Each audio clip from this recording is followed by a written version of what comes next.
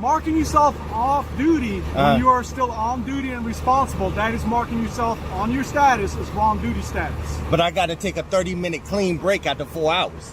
I just want to make for my records, I'm a couple of feet off the road, and I'm in a well-lit area. Just for my records. Just for my records. So, like I said. But what's going? Why are you so hostile this morning? I'm not hostile, you boss. you won't even let me tie my shoe. You very pissed off this morning. Boss. 1. Same explanation over and over, and his body language makes it seem he can escalate the stop at any moment. The encounter begins as a roadside commercial vehicle inspection. The driver is stopped on the side of the road, seated inside his truck. An officer stands outside reviewing electronic logging data. This is not a fast interaction. It is already underway when the conversation turns serious. Early on, the officer explains that he has reviewed the driver's logs and has already consulted with 2 state troopers who have more than 20 years of experience. According to the officer, they all reached the same conclusion after looking at the data. The officer states that the logs show the driver marked himself off-duty while still responsible for the truck and its cargo. He explains that stopping on the side of the road does not qualify as being off-duty if the driver remains in control of the vehicle. Under those conditions, the officer says the driver should have been logged as on-duty, not driving. The driver, however, responds by explaining his understanding of the 30-minute break requirement. But the problem starts when the driver begins explaining his side. The officer becomes hostile and slowly starts to lose his composure, triggering the sense that something serious is about to happen. Watch the full video and see how this escalates. Yes, sir. All right. So I spoke with 2 state troopers who have been doing this for 20 plus years, showed them the logs, they went over the logs and everything. You marked yourself wrong duty status. While you're on duty with this, when you're going from Montrose to Fredericksburg to Montclair and all that area, going here, parking on the side of the road, you cannot mark yourself off duty. If you are taking a 30-minute break while you are still responsible for the truck, you are required to mark yourself on duty, not driving, okay? You have to mark yourself that. You cannot mark yourself off duty. On top of that, you have been off duty since 5:01 this morning, according to your logs. By the time you transfer me those logs, you have been off duty for 1 hour and 30-some minutes, okay? When you told me that you were just taking a 30-minute break, so you are going to get cited for false duty status change, okay? What? Marking yourself wrong duty status. You are getting cited. You are going to get a violation for that. For I don't understand. Marking yourself off duty when you are still on duty and responsible, that is marking yourself on your status as wrong duty status. But I got to take a 30-minute clean break after 4 hours. Boss, your 30-minute break, it doesn't have to be within every 4 hours. It can be any time during your that 8-hour period. FMCSA, the federal, does not have a specific time set that you have to take the 30 minutes. You just Yes, I do. It had to be after 4, before 8. On top of that. And I just want to make for my records, I'm a couple of feet off the road, and I'm in a well-lit area. Just for my records. Just for my records. When I stop with you, it's pitch black here. There's no but but that light right here. That light right here. That light does not eliminate. Just for my records. For my records. That is fine. So, like I said. But what's going? Why are you so hostile this morning? I'm not hostile, you boss. You won't even let me tie my shoe. You very pissed off this morning. Boss, right now we got 2 choices. Option 1, I just cite you for the violation. You go about your day. Don't do it again. If you're on duty and you're not driving, you mark yourself on duty, not driving. If you had a sleeper berth, which you don't, you can do that. Only time you can mark yourself off duty is if you're at a rest area where you vehicle set aside, you go inside and relax for your 30 minutes and everything, mark yourself off duty. If you're on the side of the road, while you're still working, going from destination to destination, as you said, you were going to Dahlgren, you are still on duty responsible for this truck. And what's the other option? You said I got 2 options. What's my other option? Other option is if you wanted to continue arguing this, then you'll be cited under the different code, which is concealing drive hours in violation of your falsifying the log, which automatically places you out of service for a mandatory 8-hour break. Okay, I don't want you to retaliate against me, so we'll go with the first one. Okay.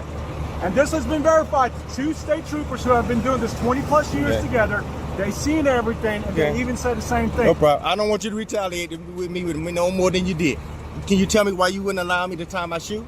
Boss, because you're walking all over the side of the road. I asked you to transfer your log, and you keep not doing what I asked you to during an inspection. But man to man, I can't tie my shoe. Boss, man to man, last person that started arguing with me and refusing to do anything I wanted to do and start tying his shoes, he took off running from me.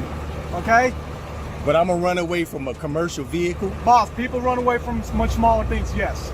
Okay? And when I asked you to transfer your logs multiple times and you still don't, and you sit here and put your phone away and start wanting to argue about, well, I'm in the right, you're in the wrong and everything like that, after I already asked you multiple times, I'm not gonna let you finish tying your shoes until I get all the documents I need from you, and then you can. This is a $400,000 truck, and I've been driving for 14 years. So, and I'm 52 years old. So why would I run away? That makes no sense. Like I said, people have ran away before multiple times for different things. Okay, so I'm gonna finish your DOT, get all your information. I'm assuming your carrier is gonna be JKBR. I'm gonna get the paperwork, then you'll go about your day. Just so you're aware, in the future, if you're driving this truck, unless you're at an area or this truck comes magically equipped with sleeper berth, to mark your brakes, on duty, not driving. Okay? So never take a 30-minute break, clean. That's not what I said.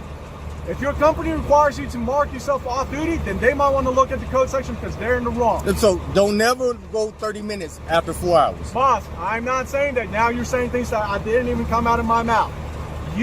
If you are responsible for the truck, the content, and you are working, you cannot mark yourself off duty. Simple as that. Never go off duty. Boss, once again, that is not what I'm saying. Okay? Once again, because I know you're recording, so this is clearly recorded. If you are on duty in a CMB vehicle with a loaded cargo and you are going from point A to point B, which you said you were going to the Dahlgren, you cannot mark yourself off duty. Off duty means that you are no longer responsible for the content. You are no longer responsible for the CMB, especially that since you've been off here for over an hour and a half by the time you send me your logs. You cannot do that. If you are taking your 30-minute break and you're at a rest area, you can mark yourself off duty because you are in the rest area. So I gotta be at a rest area. Correct. You cannot be on the side of the road still working and marking yourself off duty. Or if you had a sleeper berth, okay? So it has to be at a rest stop. Or a sleeper berth to mark yourself off duty or on the sleeper berth status. So them the only 2 places I could take a break. If you're off the side of the road, you cannot even be on the side of the road.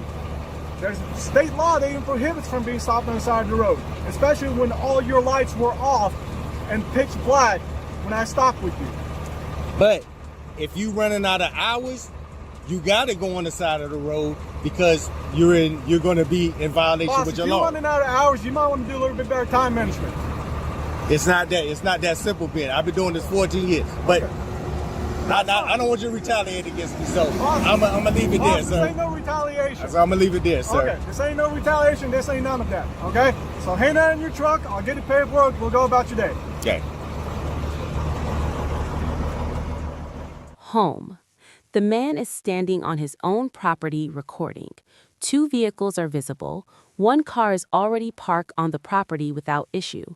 The second vehicle is the one officers are focused on. Earlier, that second car had been parked on the street in front of the house. Parking enforcement issued a citation for it being on the road. After receiving the ticket, the man moved the car off the street and onto his lawn to comply. Now the car is no longer on the road. It is fully on his property. Despite that, officers return and take issue with the new location as well. As the man records, he explains that he already received a ticket and corrected the problem. He points out that the vehicle is now on his land, not blocking traffic, and not on the street. He asks a basic question. If the car cannot be on the road and cannot be on the lawn, where is he supposed to put it? But the officer shifts his focus and moves toward the man and began pressing for his identification. Watch for yourself and see how this unfolds. I know.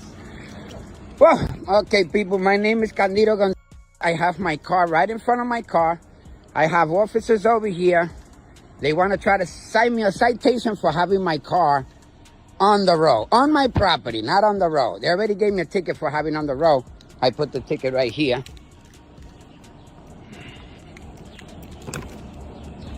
I put the ticket right here. It's right here, people. Look. Now, my car is in my property, my land, my lawn. And they telling me that I can't park in there. How are you, sir? This officer over here, the parking violation guy, he has an issue already. You know, this is the second time he come over here. First, I had my son-in-law truck. It was stuck here for a whole month. Yeah, what's the issue today? Huh? What's The issue today, he signed me a ticket. Now he wants me to move the car from the lawn. Like, what's his problem? He wanted to tow my car and everything. Like, really? You don't got nothing to do, sir? Hold on. Why are you disputing with him? If there's an issue, you contact our police. But that's what I told him. I called the police. He wants to tow my car. No, because he wants to tow my car. So you contact the supervisor. Huh? Contact someone else. There's no Okay, reason so why that's why I called 911. Thank you, sir. That was a good gesture to tell me. My car's right there. They want to sign me a ticket for my car being on my lawn. I'm not allowed to park the car on my lawn. I want to see where is that law at that prohibits me from parking my car on my lawn. This is my property.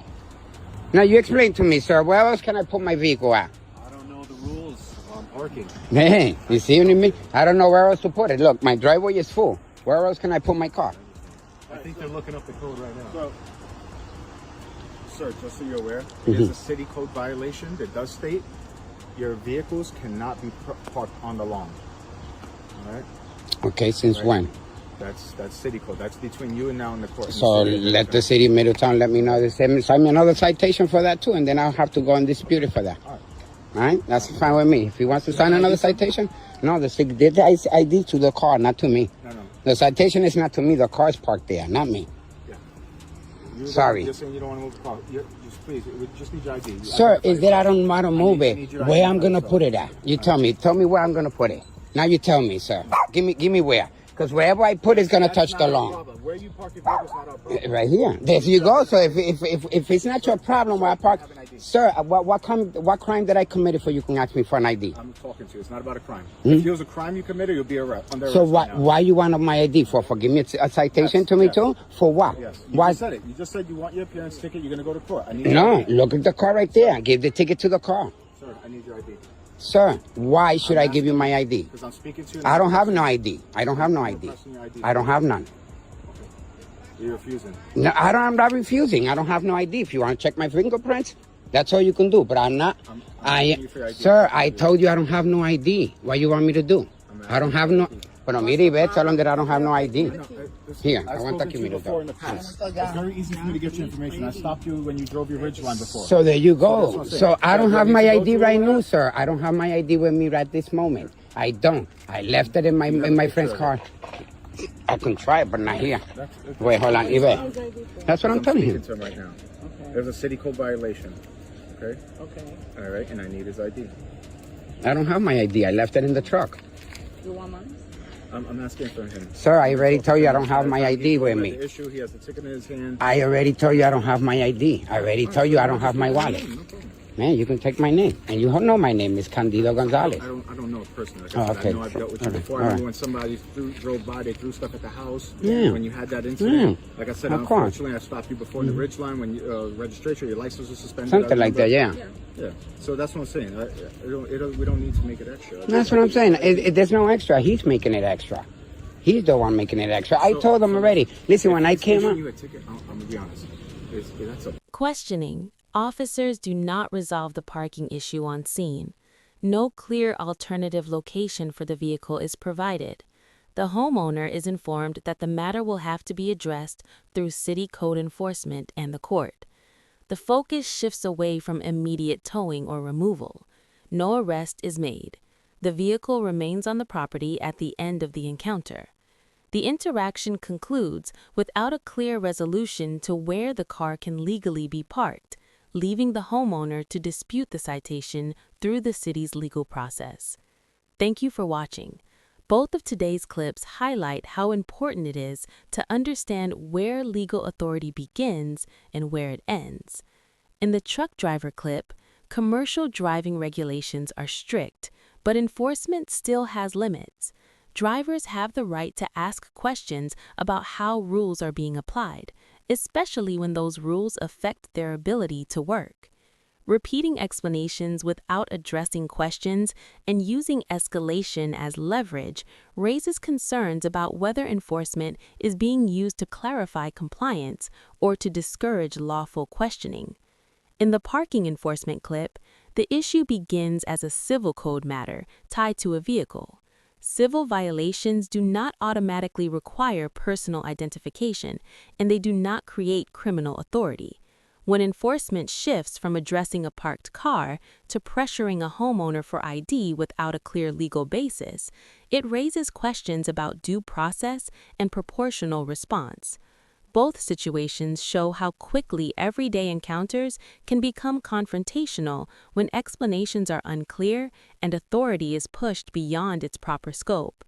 Knowing your rights, asking where the law applies, and documenting interactions are often the only safeguards when enforcement becomes inconsistent. The original videos are linked in the description. Make sure to watch them closely. We'll see you in the next one.